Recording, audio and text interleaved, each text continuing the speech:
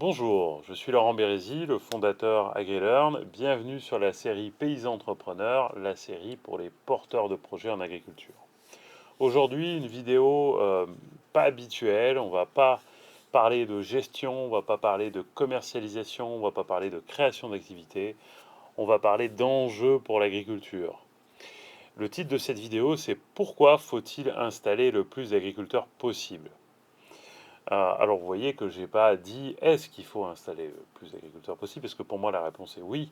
Mais pourquoi? Donc on va regarder les grands enjeux de l'agriculture, j'allais dire de demain, mais d'aujourd'hui déjà. Pour moi, il y a trois enjeux auxquels doit faire face l'agriculture, et ce sont bien les agriculteurs en place, certes, mais aussi beaucoup la nouvelle génération d'agriculteurs qui va aider à relever ces défis. C'est parti. Le premier enjeu, c'est le renouvellement des générations en agriculture. Je vous ai pris quelques chiffres du recensement général de l'agriculture qui date de 2020 et tous ces chiffres sont disponibles sur Agrest qui s'occupe de faire les statistiques. Et vous voyez je vous ai mis l'évolution des agriculteurs de moins de 50 ans et de plus de 50 ans entre 2010 et 2020. Donc les moins de 50 ans, vous voyez qu'on a perdu 25% des agriculteurs de moins de 50 ans entre 2010 et 2020. On est passé de 236 000 à 176. Alors que dans le même temps, les plus de 50 ans sont passés de 126 000 à 209 000. Donc plus 12%. Et je trouve ce tableau intéressant parce que globalement, quand on parle de l'évolution du nombre d'agriculteurs, on n'entend que le dernier chiffre, c'est-à-dire le chiffre total. C'est-à-dire, on perd des agriculteurs tous les 10 ans. Et c'est pas, enfin voilà, c'est comme ça depuis l'après-guerre, hein, puisqu'on est maintenant, vous voyez, à 385 000. On a passé en dessous de la barre des 400 000. Donc on a perdu moins 9%, mais attention, quand on dit ça, on oublie de dire que la perte, elle n'est pas homogène sur toutes les tranches d'âge. Et il faut différencier les moins de 50 ans des plus de 50 ans, parce que c'est pas la même limonade. C'est-à-dire que vu qu'on perd des jeunes et on augmente avec les anciens, alors les anciens, vous m'avez compris, hein, c'est pas péjoratif, hein, on n'est pas ancien à plus de 50 ans, mais vu qu'on augmente la tranche d'âge des plus de 50 ans, fatalement, ça veut dire que on a de plus en plus d'agriculteurs qui vont arriver à la retraite. Autre élément que je trouve intéressant dans les statistiques du renouvellement des générations, c'est l'âge moyen des actifs. Si on prend l'âge moyen des actifs, des Français actifs, quel que soit leur métier, on est à 40,4 ans, en gros autour de 40 ans. Et si on prend l'âge moyen des actifs agriculteurs, on est à 51,4 ans, donc plus 11 ans. Donc vous voyez que la moyenne d'âge est vraiment assez élevée. Et autre problématique de renouvellement des générations, c'est au-delà du fait qu'on a déjà et qu'on va avoir de plus en plus d'agriculteurs qui vont quitter le métier, la question c'est qui détient le foncier. Et là, on voit quand même que les plus de 55 ans détiennent un tiers du foncier. Donc ça veut dire qu'il y a un tiers du foncier qui va changer de main dans les 15 ans. Alors c'est pas tout à fait dans les 15 ans parce que la stat elle est de 2020, hein. Vous voyez, donc là on est en fin 2024. Euh, donc ça fait déjà 5 ans. Donc voilà, c'est pour ça que je vous disais que c'est pas des enjeux de demain, hein, c'est des enjeux d'aujourd'hui. Donc le premier enjeu, vous voyez, il est vraiment sur le renouvellement des générations. Il faut absolument qu'on continue, qu'on arrête l'hémorragie, qu'on arrête de perdre des agriculteurs tous les ans de façon très importante, parce que ça a une conséquence, c'est que plus on perd d'agriculteurs, moins on pourra relever le deuxième défi, qui est celui de l'agroécologie. Donc ce deuxième enjeu, qui est tendre vers l'agroécologie, c'est un enjeu qu'on aura du mal à relever si on perd encore un tiers des agriculteurs dans les 10 ans. Hein, donc il faut vraiment que les agriculteurs en place le relèvent et que les jeunes qui arrivent, et les moins jeunes, en tout cas les porteurs de projets qui arrivent et qui s'installent, relèvent aussi ce défi. Alors, j'ai essayé de donner une définition de l'agroécologie qui est basée sur 6 principes clés. Ces 6 principes clés, en fait, je les reprends tout simplement d'une formation qu'on a tournée, d'une formation vidéo qu'on a tournée avec l'agronome Alain Peters, qui s'appelle Réussir sa transition vers l'agroécologie, qui est une formation qui est vraiment transversale, quelles que soient les productions dans lesquelles vous êtes. Je vous incite à aller faire un tour sur cette formation. Alors, les 6 principes clés de l'agroécologie, les voici. Le premier, c'est le sol. Le sol, pourquoi? Parce qu'on sait aujourd'hui qu'il va falloir limiter le travail du sol, et notamment le travail profond du sol, parce que ça impacte fortement la structure du sol, la vie biologique du sol. Enfin, ça a vraiment des effets négatifs, donc il va falloir faire en sorte de limiter vraiment le travail du sol. Deuxième enjeu sur le sol, c'est la couverture permanente. On sait aujourd'hui que il y a une expression qui dit sol nu, sol foutu.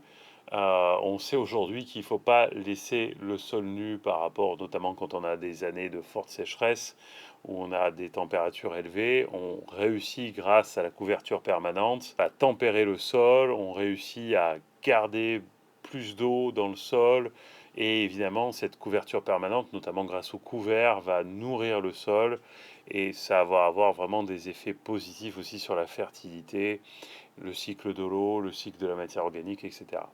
Bref, je ne suis pas agronome, je ne rentre pas dans les détails, mais c'est un enjeu très important. Deuxième principe clé, ce sont les intrants. On sait qu'il va falloir limiter fortement, voire stopper, les engrais minéraux et les phytos. Ça pose des problèmes majeurs de pollution de l'environnement. Enfin, voilà, c'est très clair, ça pose des problèmes de pollution des nappes phréatiques. Ça pose aussi des questions, enfin, il y a beaucoup de questions, même si tout le monde n'est pas d'accord là-dessus, sur l'impact des phytos sur la santé humaine. Il y a des études qui sont quand même vraiment pas très bonnes sur là-dessus. Donc on sait aujourd'hui qu'il va falloir limiter de plus en plus les engrais minéraux et les phytos. Troisième principe clé, il va falloir adapter les variétés, les espèces à l'agroécologie et aussi évidemment au dérèglement climatique. On ne pourra pas avoir des variétés ou des espèces hyper productives si on limite les engrais minéraux, les phytos, si on fait face à des enjeux majeurs de dérèglement climatique, on fragilise les systèmes, il va falloir qu'on adapte absolument les choix génétiques que l'on fait. Quatrième principe clé, l'élevage, la place de l'élevage dans le système agroécologique. Aujourd'hui, on sait que quand on intègre de l'élevage, évidemment de ruminants à l'herbe en priorité, mais pas que, mais déjà de ruminants à l'herbe, ça nous permet en fait d'améliorer énormément le système agroécologique et évidemment de limiter le travail du sol, de limiter les engrais, d'améliorer la fertilité du sol. Bref, l'élevage de ruminants à l'herbe notamment n'a que des avantages. Évidemment, il n'y a pas que l'élevage de ruminants à l'herbe, on peut avoir aussi des volailles, on peut aussi avoir du porc plein air, etc. Enfin, ça a beaucoup d'avantages et il y a beaucoup de synergies à créer. Évidemment, cet élevage, il doit se faire absolument dans le respect du bien-être animal. C'est non négociable. On ne peut plus réfléchir l'élevage comme on l'a fait il y a 30 ou 40 ans quand il fallait nourrir la France. Aujourd'hui, il faut faire un élevage qui respecte la physiologie des animaux et le bien-être animal. Cinquième point, la biodiversité. Évidemment, si on fait tout ça, c'est aussi pour améliorer la biodiversité. Il faut augmenter la biodiversité. Déjà parce que c'est important pour la nature, tout simplement, et aussi parce que c'est important pour limiter les intrants. C'est-à-dire que on va faire jouer le rôle à la biodiversité, on va demander à la biodiversité de nous aider avec des espèces végétales, d'insectes, etc., des champignons dans le sol, des bactéries, toute cette biodiversité, en fait, c'est notre allié. Donc il faut la favoriser. Donc il faut la favoriser au sein même des parcelles avec une diversité végétale. Il faut la favoriser entre les parcelles avec, par exemple, de l'agroforesterie. Ou des bandes herbeuses, comme le préconise Alain Peters, c'est vraiment très très important. Et le sixième principe, qui est le grand oublié de l'agroécologie, en tout cas souvent quand j'en entends parler, parce que quand on parle d'agroécologie, on est souvent centré sur les techniques, eh bien c'est la rémunération. On n'a pas le choix, c'est-à-dire qu'il n'y aura pas de transition agroécologique si l'agriculteur ne gagne pas correctement sa vie. Et quand je dis gagner correctement sa vie, c'est pas être au SMIC pour bosser 70 heures par semaine. Ça, c'est pas négociable non plus. Aujourd'hui, on a encore trop souvent des agriculteurs qui gagnent, alors des fois moins que le SMIC, ça c'est terrible, ou qui sont en difficulté financière. Mais même qui gagnent, des fois qui se contentent, parce que des fois on n'a pas le choix d'un SMIC, ça c'est pas possible. Au vu du travail, au vu des capitaux investis, au vu des risques que prend un agriculteur, il n'y a pas d'autre solution que de trouver des systèmes agroécologiques qui soient rentables. Il faut que ce soit presque, je l'ai mis en sixième. En fait, il faudrait le mettre en premier. Parce qu'en réalité, euh, à long terme, il vaut mieux faire des compromis sur les 5 premiers points que je viens de donner pour que le sixième soit présent, plutôt que l'inverse. Si on veut qu'à long terme, l'agriculteur, il travaille ces 5 premiers points et il soit très efficace sur les 5 premiers points, il faut que le sixième soit là très très rapidement. Enfin, le dernier enjeu, c'est un enjeu de souveraineté alimentaire au niveau des territoires, des petits territoires. Je m'explique. En fait, si vous vous souvenez, pendant la période du Covid, premier confinement, il n'y a pourtant pas eu grand-chose qui s'est passé. Il y avait déjà plus certains aliments dans les rayons des supermarchés.